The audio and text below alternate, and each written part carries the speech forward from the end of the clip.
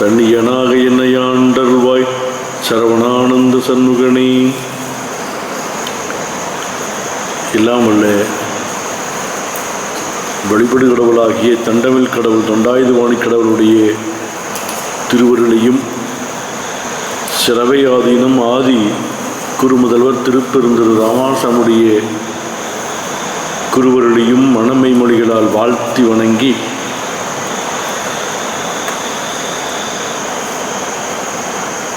பொதிநகர் நுகர் புனிதர் பேரவை என்று சேக்கிழார் பெருமான் பெரிய புராணத்திலே சொல்லுவார்.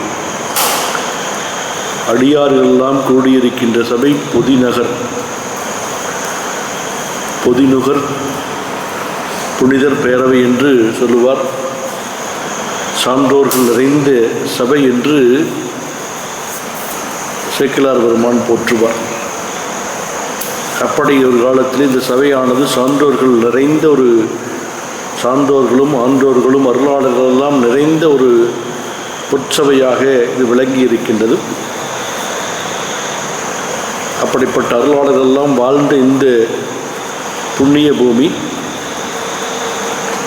அப்படிப்பட்ட அருளாளர்களை பற்றி சிந்திக்கின்ற ஒரு வாய்ப்பு நமக்கு இந்த பிறவியிலே கிடைத்திருக்கின்றது.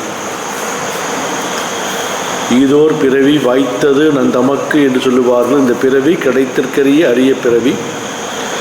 ஈதோர் பிறவி வாய்த்தது நன் தமக்கு என்று போற்றுவார்கள். இந்த பிறவி கிடைத்திருக்கிற பிறவி. பிறவியினுடைய பயன் நல்லதை நுகர வேண்டும், நல்லதை கேட்க வேண்டும், நல்லதை பார்க்க வேண்டும், நல்லதை பேச வேண்டும் என்று நமக்கு நம்முடைய சான்றோர்கள் சொல்லுவார்கள். ஆகவே மனம் மெய் மொழி என்று சொல்கின்ற முக்கரணங்களால் இந்த பிறவி எடுத்தனுடைய பயனை அடைவதற்கு நமக்கு இந்த பிறவி கிடைத்திருக்கின்றது. கிடைத்திருக்கின்ற இந்த பிறவியின் மூலமாக நல்லதை அறிந்து கொள்வதற்கான வாய்ப்பு நமக்கெல்லாம் கிடைத்திருக்கின்றது. நம்முடைய சான்றோர்கள் சொல்லுகின்ற பொழுது பிறவி இதெல்லாம் ஒரு நிலையாமை என்கின்ற தத்துவத்திலே சொல்லுவார்கள். எதுவும் நிலையில்லை என்பதை நம்முடைய சான்றோர்கள் அருளாளர்கள் நமக்கு சொல்லிக்கொண்டே இருப்பார்கள்.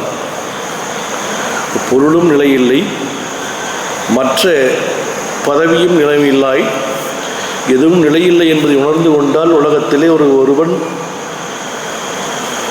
சரியான முறையிலே நேர்மையான முறையிலே வாழ்வதற்கான ஒரு வாய்ப்பு இருக்கும் என்பதை நமக்கு நம்முடைய சான்றோர் பெருமக்கள் கூடியிருக்கின்றார்கள். அந்த வகையில் இந்த மண்ணிலே தோன்றி சமய நன்னறியை பகுதியிலே இருக்கின்ற மக்களுக்கெல்லாம் வாரி வழங்கியவர் நம்முடைய ஆதி குருமுதல்வர்.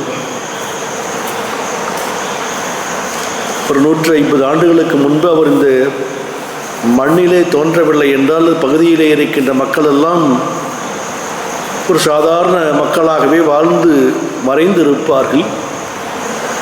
இன்று பகுதியிலே இருக்கின்ற மக்கள் எல்லாம் சான்றோர்களாக, நல்ல அருட்தன்மை வாய்ந்தவர்களாக, பக்தி நெறி வாய்ந்தவர்களாக இருக்கின்றார்கள் என்றால் அதற்கெல்லாம் முழுமுதற் காரணமாகவும்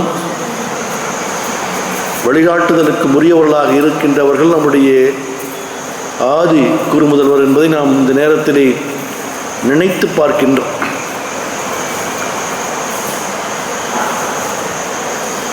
தொடர்ந்து வெள்ளிக்கிழமை தொடங்குகின்ற ஒவ்வொரு வாரத்திலேயும் அவருடைய சன்னிதானங்களுடைய வரலாற்றையெல்லாம் சிந்தித்து வருகின்றோம். எப்படி அவருடைய பெற்றோர்கள் வணங்கினார்கள், முருகப்பெருமானை வணங்கினார்கள், அதன் மூலமாக அவர் தோன்றினார். அதன் பின்பு மற்ற குழந்தைகளைப் போல இல்லாமல் அவர் இளமை காலத்திலேயே, குழந்தை பருவத்திலேயே அவருக்கு இறை நாட்டம் இருந்தது. பிரகலாதன் ஒரு என்கின்ற நாடகத்தை பார்த்து அதுபோல தன்னையும் அந்த இறை ஆற்றலை அவர் ஏற்படுத்தி கொண்டார். கல்வி கற்கின்ற காலத்திலேயும் இறை நாட்டமுடையவராக இருந்தார். மற்றவர்களெல்லாம் விளையாடுகின்ற காலத்திலே அவருக்கு பக்தி நெறி மேலோங்கி இருந்தது. விநாயகப் பெருமானுடைய அருளும் முருகப்பெருமானுடைய ஆற்றலும் அவருக்கு கிடைத்தது என்பதையெல்லாம் நாம் பார்த்து வந்தோம். இப்படி இருக்கின்ற காலத்திலே அவருக்கு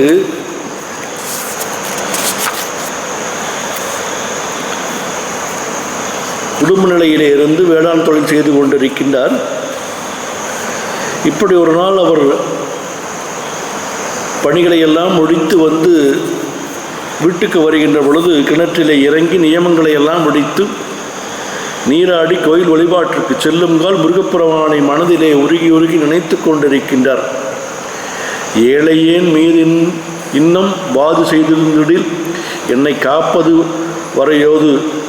வரையோது என்று கேட்கின்றார். என்னை யார் காத்து அருளுகின்றவர் யார் என்று வினவுகின்றார் என்கின்ற ஒரு பாடலை பல்லவியிலே தொடங்கி அவர் பாடலை பாடிக்கொண்டே இருக்கின்றார். அப்படி இது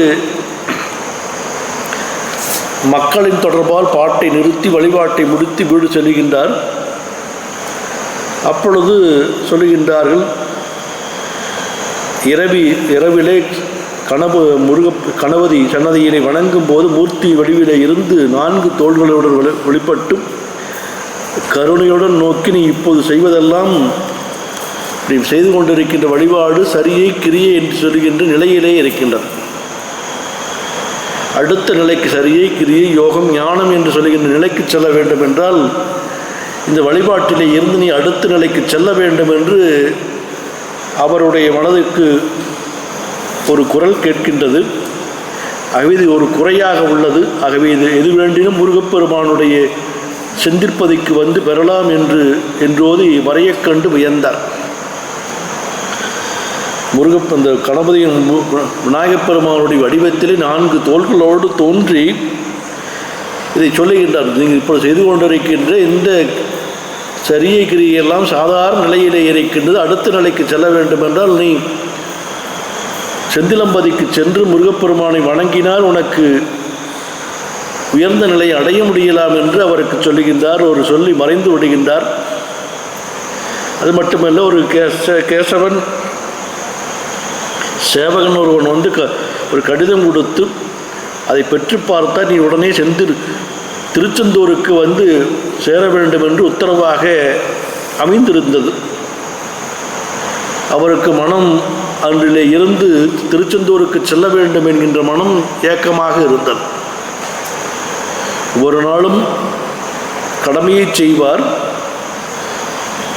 வேளாண் தொழிலை செய்வார், பக்கத்திலே அருகிலே இருக்கின்ற பிள்ளையார் கோயிலுக்கு சென்று வழிபாடு செய்வார். இருந்தாலும் கூட அவருடைய உள்ளத்திலே ஒரு அடியார் வந்து விநாயகப் பெருமான் தோன்றி சொன்னது, ஒரு கடிதம் வந்தது.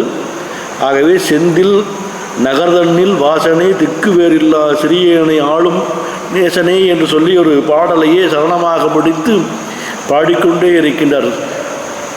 யாரை நினைத்து? திருச்செந்தூரிலே இருக்கின்ற செந்திலாண்டவரை நினைந்து அவர் பாடிக்கொண்டே இருக்கின்றார். வீட்டிலே தாய் தந்தையரிடத்திலே சொன்னால் அனுமதி கிடைக்காது என்று எண்ணி அவருக்கு வருத்தம்.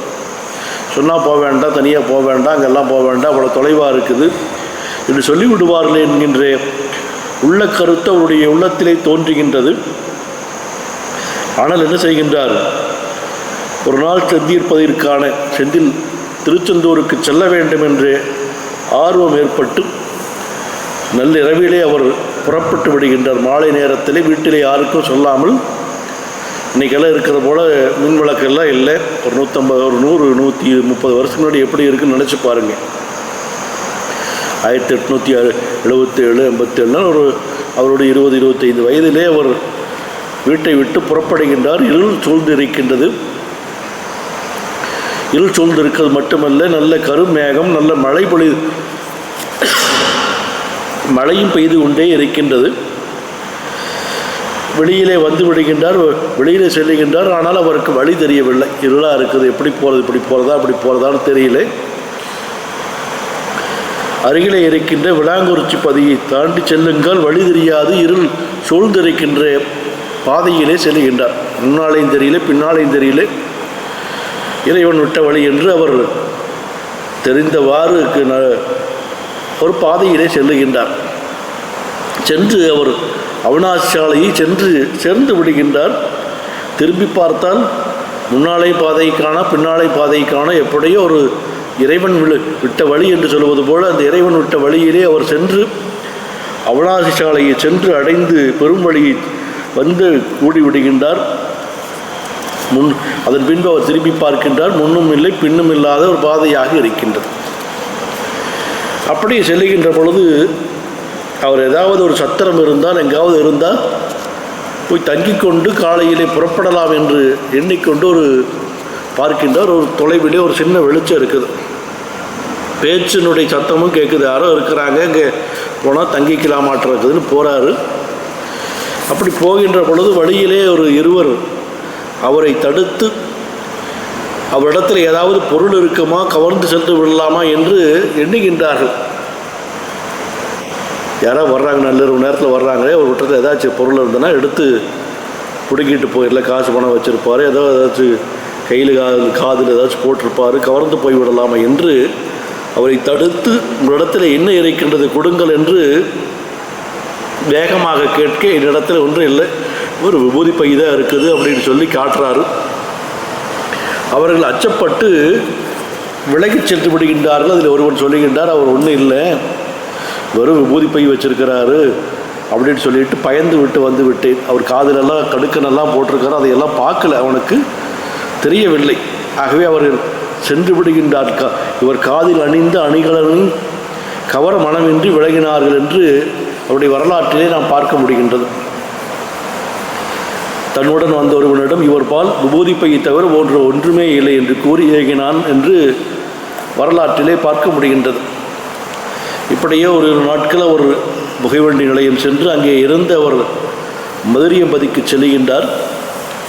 மதுரியம்பதிக்கு சென்று அங்கே இருக்கின்ற அங்கியற்கண்ணி உடனுரை என்று ஆளவாய் பெருமானை வணங்கி அப்படி ஒவ்வொரு திருத்தலமாக செல்கின்றார். அப்படி அங்கே இருந்து எப்படி போனாங்கன்னு தெரியல. அந்த காலத்தில் கால்நடையே போயிருப்பாங்க, அல்லது ஏதாச்சும் வண்டிகள் வந்திருக்கு, அதில் கேட்டு அழைச்சிட்டு அவங்க போயிருக்கணும். மதுரை வரைக்கும் அவங்களுக்கெல்லாம் புகைவண்டி ரயிலில் போயிருப்பாங்க. அப்புறம் அங்கே இருந்து திருப்பரங்குன்றம் போகிறாங்க. அங்கே இருந்து அந்த திருத்தலத்திலே வணங்கிவிட்டு திருநெல்வேலிக்கு சென்று அங்கே இருக்கின்ற தாமிரபரணி ஆற்றிலே நீராடி திருநெல்வேலியிலே இருக்கின்ற இறைவனை வணங்கிவிட்டு அங்கு காந்தியம்மை நெல்லையப்பரையும் காந்திமதி அம்மையையும் வணங்கிவிட்டு அவருக்கு திருச்செந்தூர் செல்லுகின்ற ஆர்வம் மிகுதியாக இருக்குது. இப்படி இருக்கின்ற பொழுது அவர் நடந்து செல்கின்ற திருக்குறுகூர் என்று சொல்லுகின்ற திருமாலை வழிபாடுகின்றார். நவதிருப்பதியிலே ஒன்று திருக்குறுகூர் என்று சொல்லுகின்ற திருத்தலத்தை அவர் சென்று வணங்கிவிட்டு செந்திலுக்கு போக வேண்டி வழி தெரியாமல் தடுமாறிக்கொண்டிருக்கின்றார். 12 வயது இளைஞனாக இருக்கின்ற ஒரு பையன் வருகின்றார். ஐயா, எங்கே செல்ல வேண்டும் என்று கேட்கின்றார். திருச்செந்தூருக்கு செல்ல வேண்டும் என்று சொன்ன பொழுது தானும் அங்கே செல்வதாக சொல்லுகின்றார். அப்பொழுது அவர் அந்த பையனோடு இவர் தன்னுடைய பயணத்தை தொடங்குகின்றார். மதிய நேரம் வருகிறது, பசி நேரம். அந்த பையன் சொல்லுகின்றான், ஐயா, நான் என்னுடைய உறவினருடைய வீடு இல்லம் இருக்கின்றது, அங்கே சென்று உணவுக்கு ஏற்பாடு செய்கின்றேன், தாங்களும் வாருங்கள், உணவருந்தி விட்டு செல்லலாம் என்று சொன்ன பொழுது வேண்டாம், ஒரே இல்லத்திலே சென்று உணவருந்தினால் அதற்கு ஏற்புடையதாக இருக்காது, உங்களுடைய உறவினர்கள் ஏற்றுக்கொள்ள மாட்டார் என்று சொன்ன பொழுது, அப்படி என்றால் என்னுடைய தெரிந்த ஒரு உறவினர் மற்றொருவர் இருக்கின்றார், அவருடைய உள்ளத்திலே உங்களுக்கான உணவை ஏற்பாடு செய்து கொடுக்கின்றேன், அங்கே வாருங்கள் என்று அந்த இல்லத்திற்கு அழைத்து சென்று அவரை விட்டு இவன் வேறொரு இல்லத்திற்கு சென்று உணவருந்துகின்றான். உணவருந்துகின்ற பொழுது இவருக்கு ஏற்பாடு செய்யப்பட்ட வீட்டிலே உணவு தயார் செய்வதற்கு சிறிது நேரம் ஆகிவிடுது. உரிய நேரமானது, பசியோடு இருக்கிறாரு. அப்புறம் அவங்களுக்கு கொஞ்சம் காலதாமதம் ஆகிடுச்சு. அவர் உணவுகள்லாம் செஞ்சு அவருக்கு பரிமாறுறாங்க.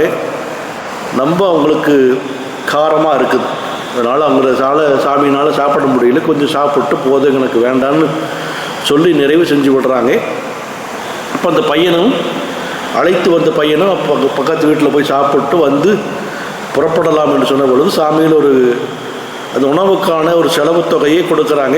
அப்போ அந்த வீட்டுக்காரர் வேண்டாம், நீங்கள் ஒன்றுமே சாப்பிடல அப்படின்னு சொன்ன பொழுது, இல்லை, எனக்கு ஏற்ற உணவாக இல்லை, உங்களுடைய நீங்கள் அருந்துங்கள், உங்களுக்கு ஏற்புடையதாக இருக்குது, ஆகவே நீங்கள் மனமாற நீங்கள் செய்து கொடுத்தீர்கள், அதை என்னால் ஏற்றுக்கொள்ள முடியவில்லை அதை என்று சொல்லி பொருள் கொடுத்த பொழுது, அதற்கான செலவை கொடுத்த பொழுது வேண்டாம் என்று அந்த இல்லத்திலே இருந்தவர்கள் சொல்லியிருக்கின்றார்கள்.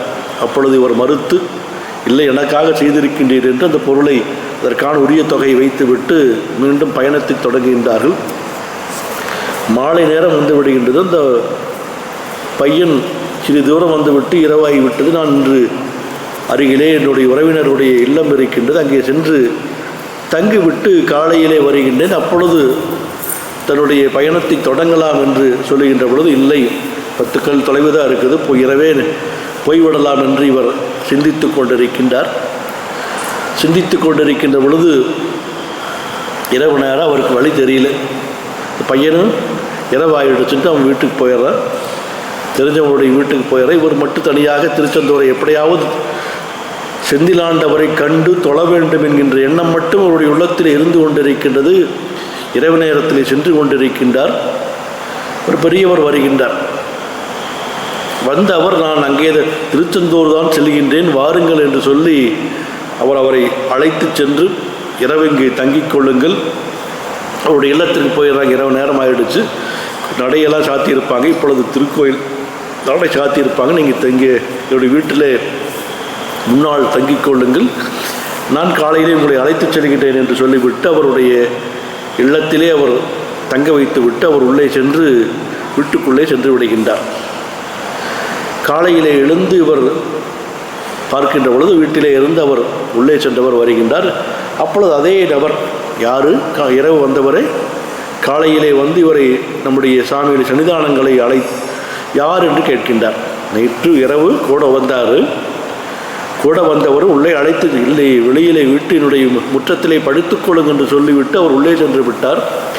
காலையில் வந்து அவரே என்ன செய்கின்றார், நீங்கள் யார் என்று சன்னிதானத்தில் கேட்கின்ற பொழுது, ஐயா, நீங்கள் தானே இரவிலே அழைத்து வந்தீர்கள் என்று கேட்ட பொழுது, உங்களுடைய பெயர் சுப்பையா தான் என்ற பொழுது, ஆமாம் என்றார். இல்லையே, நான் இங்கே வெளியில் எங்கும் செல்லவில்லை, இங்கே தான் இருக்கின்றேன் என்று சொன்னேன்.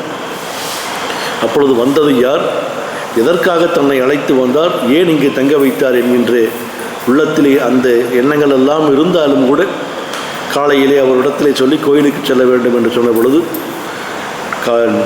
கடலிலே சென்று நீராடி, இந்த புனித நீரிலேயும் ஞானி களத்திலேயும் அந்த நீராடி அவர் திருக்கோயிலுக்கு சென்று வணங்கினார் என்கின்ற வரலாறுகளை எல்லாம் பார்க்க முடிகின்றது. இந்த வந்தவர் யார் என்பது பின்னால் அவருடைய உள்ளத்திலே மற்றொரு துறவியானவர் அவருக்கு சொல்லுகின்றார். ஆகவே தன்னுடைய நிலையிலே வீட்டிலே யாருக்கும் சொல்லாமல் நள்ளிரவு நேரத்திலே இங்கிருந்து புறப்பட்டு பல இடர்பாடுகளை எல்லாம் தாங்கி மதுரையம்பதி உள்ளிட்ட பல திருத்தலங்களை எல்லாம் வணங்கி அவர்களுக்கு இறைவனே தோன்றா துணையாக வந்து அவரை அழைத்துச் சென்றதாக நமக்கு இந்த வரலாற்றிலே பார்க்கின்றோம். அப்படிப்பட்ட அருளாளர்களெல்லாம் வாழ்ந்து நமக்கெல்லாம் வழிகாட்டிய அருளாளர்கள் இந்த மண்ணிலே தோன்றி நம்மை எல்லாம் ஆட்படுத்தியவர்கள். அவர்களை நாம் இந்த நேரத்திலே பரமேஸ்வர் குருநாதருடைய திருவருளையும் குருவர்களை எல்லாம் இந்த நேரத்திலே சிந்திப்போமாக. இந்த வழிபாட்டிலே கலந்து கொண்ட அனைவரும் எல்லா திருவருளையும் குருவர்களையும் பெற வேண்டி வாழ்த்தி நிறைவு செய்கின்றோம். திருச்சிற்றம்பலம்.